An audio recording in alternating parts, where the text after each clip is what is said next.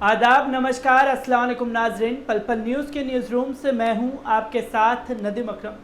74वें स्वतंत्रता दिवस पर देश के प्रधानमंत्री नरेंद्र मोदी जी ने राष्ट्रीय ध्वज लाल किले से ज़रूर फहरा दिया हो, पर तस्वीर याद आती है 2013 की। जी हाँ, 2013 में जब एक ही मंच पर प्रधानमंत्री मनमोहन सिंह, जो 2013 में थे, और मुख्यमंत्री उस समय पर देश के जो प्रधानमंत्री मौजूदा दौर में हैं, यानी कि श्री नरेंद्र मोदी जी मुख्यमंत्री हुआ करते थे। और जब नरेंद्र मोदी जी ने प्रधानमंत्री मनमोहन सिंह के सामने उन मुद्दों को उठाया था, तो यकीनन ये लगा था कि देश की आबो हवा और फिजा बदलेगी, और देश की इस फिजा में अगर जो सरकार कह रही है उस पर काम करेगी तो देश की जनता काफ़ी तरक्की करेगी। पर मौजूदा दौर में 2020 में वही नरेंद्र मोदी सरकार खड़ी हुई है, जहां 2013 में जो उन्होंने बोला था जब कांग्रेस की सरकार खड़ी थी। पर सवाल खड़ा होता है कि क्या सुहाने सपने दिखाने से जनता को जो देश के मुद्दे हैं वो हल हो जाएंगे? क्या देश की जो छवि दूसरे मुल्कों में बन रही है वो ठीक हो जाएगी? पर देश के प्रधानमंत्री को लेकर के तमाम अरब देश के पत्रकार क्या सोचते हैं, इसका भी लेख आज सोशल मीडिया पर वायरल हो रहा है। एक अरब पत्रकार की नज़र में मोदी का नया भारत कैसा है, एक बार उस पर नज़र डाल लीजिए। लंदन से प्रकाशित होने वाले समाचार पत्र रायलुम योम में भारत में रहने वाले सीरियाई पत्रकार डॉक्टर वायल अव्वाद ने अयोध्या में राम मंदिर शिलान्यास की घटना का जायजा लिया है, जो भारतीय पाठकों के लिए एक रोचक हो सकता है। भारत के अयोध्या नगर में गिराई गई बाबरी मस्जिद की जगह पर राम मंदिर के शिलान्यास कार्यक्रम में भारत के प्रधानमंत्री नरेंद्र मोदी ने बल दिया कि नए भारत का जन्म हो चुका है और भगवान राम सदियों बाद उस स्थान पर विराजमान हो गए हैं जहां उनका जन्म हुआ था। भारत के प्रधानमंत्री नरेंद्र मोदी के बयान में कोई नई बात नहीं है, क्योंकि मंदिर निर्माण सत्ताधारी भाजपा के एजेंडे में शामिल है और शिलान्यास कार्यक्रम में नरेंद्र मोदी की व्यक्तिगत रूप से भागीदारी इस बात का खुला संदेश है कि हिंदूवादी भाजपा के नेतृत्व में भारत की वर्तमान सरकार इस योजना का समर्थन करती है जो नए भारत के जन्म में महत्वपूर्ण भूमिका रखती है। मंदिर निर्माण और मस्जिद को गिराने की मांग करने वाले कट्टरपंथी हिंदू संगठनों की कोख में जन्म लेने वाली भाजपा ने हमेशा इस बात की घोषणा की है। इस बात का कोई सबूत नहीं है कि बाबरी मस्जिद को मंदिर की जगह पर बनाया गया है, लेकिन इसके बावजूद सन 1992 में कट्टरपंथी हिंदू संगठनों की देखरेख में बाबरी मस्जिद को गिरा दिया गया और अब उन्हीं संगठनों और उन्हीं के नेताओं ने शिलान्यास में भाग लिया। ये सब कुछ सुप्रीम कोर्ट के उस विवादास्पद फैसले के बाद हुआ जिसमें उसने फैसले के आधार आस्था को बनाते हुए उस जगह राम मंदिर बनाने की अनुमति दे दी थी। हालांकि बाबरी मस्जिद विध्वंस को एक अपराध भी कहा है। भारत ने स्वाधीनता के बाद से हमेशा अपनी धर्मनिरपेक्ष और सुरक्षित रखा और उसे महत्व दिया। इसीलिए भारत में संवैधानिक रूप से सभी धर्मों की शिक्षाओं का सम्मान किया गया और भारत इसी वजह से पूरी दुनिया में पहचाना जाता है। लेकिन अब जिस तरह से भारत के प्रधानमंत्री ने मंदिर शिलान्यास में भाग लिया, वे वास्तव में नए भारत का आरंभ है, जहां राजनीतिक व धर्म को एक दूसरे से मिला दिया गया है। अयोध्या के कार्यक्रम में राष्ट्रीय स्वयंसेवक संघ के प्रमुख मोहन भागवत विशेष अतिथि थे। उन्होंने कहा कि सबको राम की शिक्षाओं का पालन करना चाहिए ताकि भारत को अतीत का गौरव फिर से हासिल हो सके। उपस्थिति लोगों ने उनकी इस बात का तालियों से स्वागत किया। भारत में कट्टरपंथी हिंदुओं के समर्थन के लिए ही भाजपा सरकार ने कई बड़े बड़े फैसले किए हैं, जिनमें 3 तलाक पर प्रतिबंध और कश्मीर की स्थिति में परिवर्तन शामिल है, जिसके बाद कश्मीरियों के दुखों को 1 साल का समय बीत चुका है, क्योंकि इस क्षेत्र के अधिकांश नेता नजरबंद हैं और आम कश्मीरियों को विभिन्न समस्याओं का सामना करना पड़ रहा है। क्योंकि बाहरी दुनिया से उनका संपर्क लगभग कटा हुआ है। सोशल मीडिया पर कड़े प्रतिबंध हैं और कर्फ्यू और लॉकडाउन से स्थानीय अर्थव्यवस्था पूरी तरह से तबाह हो चुकी है।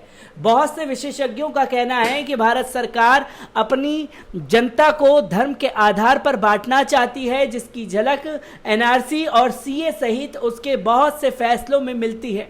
कश्मीरियों के हालात तो बेहद खराब हैं, उनके अधिकांश नेता जेलों में हैं। स्थानीय रूप से महत्वपूर्ण कार्यक्रम और त्योहारों पर प्रतिबंध है। बहुत से इलाकों के कश्मीरी नाम को बदला जा रहा है। कश्मीरी दूर दराज रहने वाले अपने प्यारों से संपर्क करने में कई प्रकार की समस्याओं का शिकार हैं। इन सब हालात की वजह से कश्मीर में असंतोष बुरी तरह से फैल रहा है।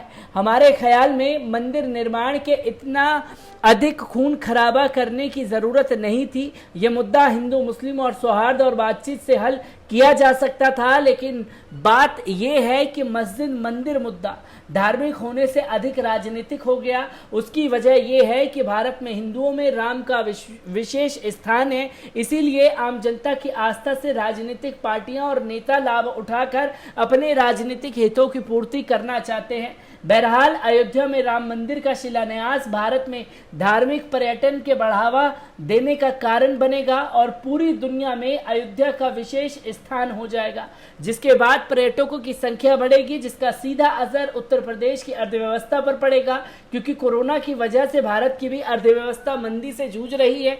इन सब के साथ ये भी एक ठोस सच्चाई है कि भारत की सारी शक्ति उसकी गंगा जमनी सभ्यता, धर्मनिरपेक्षता और संस्कृति विविधता में निहित है। यही वजह है कि सदियों से इस देश में विभिन्न धर्म व जाति के लोग फले फूले और रह रहे हैं, लेकिन अब जबकि इस देश में धर्म और राजनीतिक को एक दूसरे से इस तरह से मिलाया जा रहा है, तो फिर कुछ खतरे भी सिर उभर रहे हैं, क्योंकि ये काम ऐसे समय में हो रहा है जब भारत में अंतर्राष्ट्रीय मंच पर अपनी शक्ति व प्रभाव का लोहा मनवाना आरंभ किया है और उसे एक शक्तिशाली व प्रभावशाली देश के रूप में देखा जाने लगा है।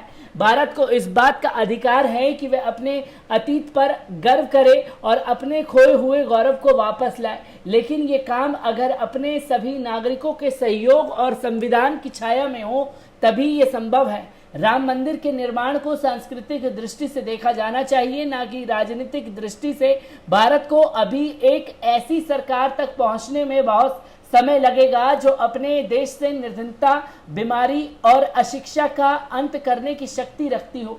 धर्म और कहानियों को राजनीति से मिलाने का लाभ देश के लोगों को नहीं मिलेगा और ना ही इससे भारत की शक्ति बढ़ने वाली है। अगर धर्मांध लोगों के कंधों पर भारत के विकास का बोझ रहा तो धीरे धीरे वे भारत को उस जगह पहुंचा देंगे जहां सुरक्षा का अंत होता है और समाज टुकड़ों में बढ़ जाता है। भारत में 3000 ऐसी मस्जिदें हैं जिन्हें बाबरी मस्जिद की तरह तोड़कर वहां मंदिर बनाया जा सकता है, तो फिर इससे समाज का जो ध्रुवीकरण होगा वह भयानक तबाही की ओर ही भारत को ले जाएगा।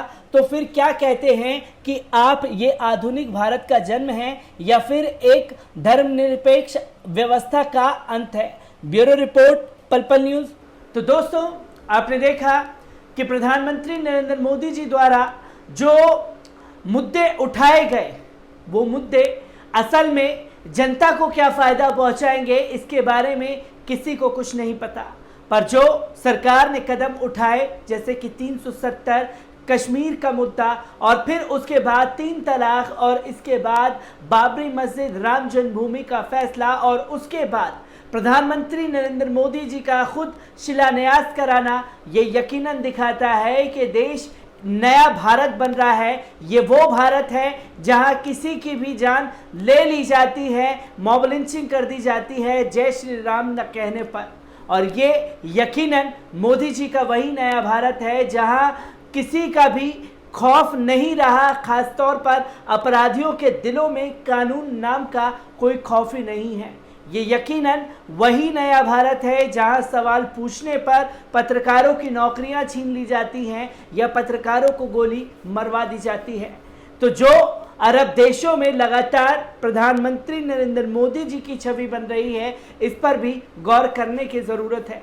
क्योंकि देश के प्रधानमंत्री की छवि बिगड़ती है तो देश की छवि बिगड़ती है, और देश की छवि बिगड़ेगी तो हम सबकी छवि बिगड़ेगी। मैं ऐसे ही तमाम खबरों को लेकर के आपके सामने हाजिर होता रहूंगा। तब तक के लिए दीजिए मुझे इजाज़त। शुक्रिया।